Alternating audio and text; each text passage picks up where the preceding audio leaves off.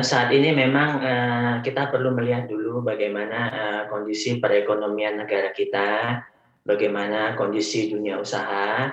Kalau kita melihat penyebab dari krisis ekonomi ini kan adalah pandemi.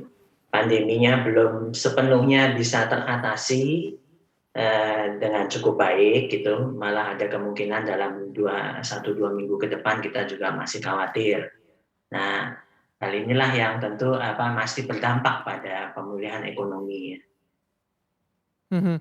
Berarti bisa dikatakan dengan menaikkan, tarif pajak begitu atau target pajak dan juga ada indikasi kenaikan PPN di tahun depan, tidak atau bukan waktu yang tepat dilakukan?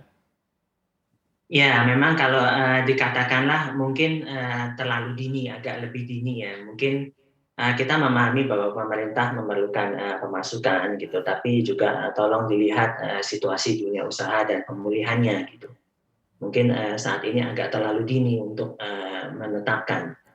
Mhm. Sebenarnya bagaimana sih kondisi dunia usaha hingga kuartal 2 2021 ini kan kalau misalnya diterapkan, baru akan terjadi di 2022 mendatang, otomatis kalau bisa dikatakan harapannya terjadi recovery utamanya di kuartal 2 ini, kuartal 3 dan kuartal 4. Apa tidak begitu optimistis begitu dunia usaha bisa secepat itu melakukan recovery atau seperti apa? Sebetulnya kuncinya adalah kunci pemulihan ekonominya adalah penanganan pandemi.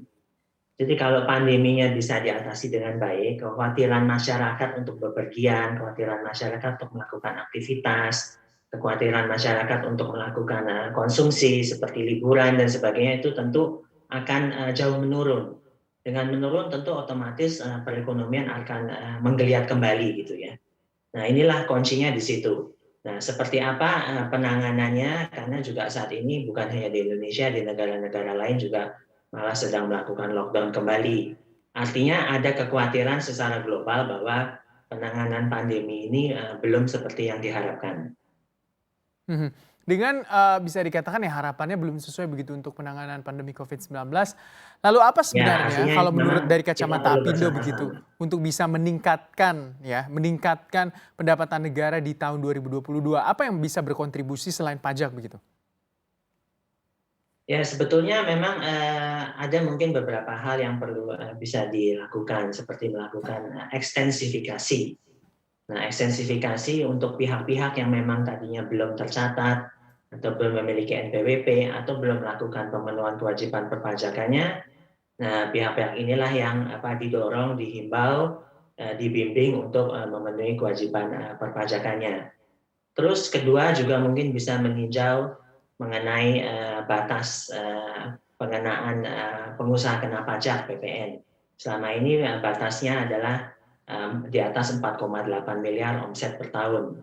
Nah, ini mungkin bisa dilakukan review secara berkala atau diturunkan secara berkala sehingga dengan demikian memperluas subjek pajaknya gitu. Mhm. Kemudian yang ketiga mungkin bisa dilakukan adalah memilah-milah kembali mana objek pajak yang tadinya misalnya tidak dikenakan PPN, sekarang bisa dikenakan PPN. Tentu ya hal ini perlu dilakukan secara hati-hati, jangan sampai ini menyasar kepada kebutuhan dasar masyarakat. Jangan lupa untuk download aplikasi CNBC Indonesia yang tersedia di Play Store dan juga App Store untuk mengikuti terus perkembangan informasi seputar ekonomi dan bisnis terkini.